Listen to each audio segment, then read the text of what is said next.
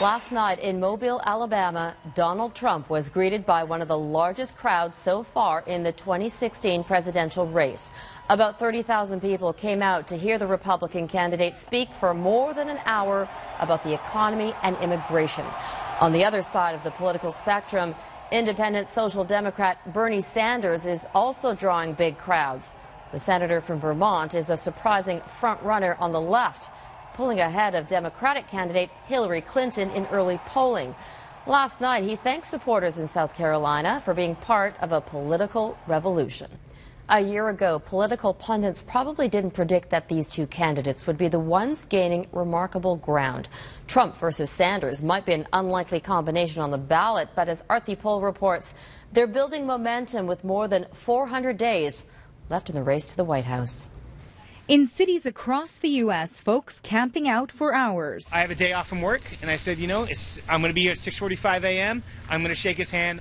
But this is no rock concert. The hype from Los Angeles to Seattle and Chicago is to feel the burn, waiting to hear from Democratic presidential candidate Bernie Sanders. With the overflow crowd, we have more than 27,000 people.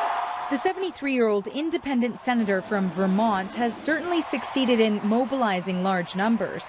The self-described socialist drawing crowds larger than most other candidates from either party. I'm excited that he talked to women's issues, talked to issues of people of color and immigration, so forth. So yeah, really touching on the soul of LA. And touching the soul of this lifelong Republican. I stayed a Republican, though I kept getting frustrated with the way they were going. A month ago, I switched to Democrat so I could vote for Bernie Sanders.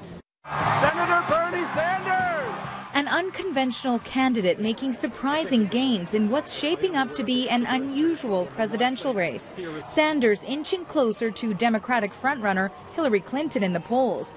And on the right, there's the unexpected success of Donald Trump. President of the United States, Donald J. Trump. No one could have guessed he would be sitting at the top of the polls for Republican candidates. I think we're seeing a lot of people experimenting with other candidates. He says they've tapped into an angry base on both sides of the political spectrum. Sanders' message targets the middle class, the so-called 99%. Fraud, dishonesty, arrogance. These are just a few of the adjectives to describe Wall Street. Sanders almost becomes the Occupy Wall Street candidate that Occupy Wall Street never was able to produce. The appeal of both Trump and Sanders can be attributed to the growing number of Americans who are fed up with the political establishment. They're very different people, but both of them are saying to the respective bases of their parties, you don't have to compromise.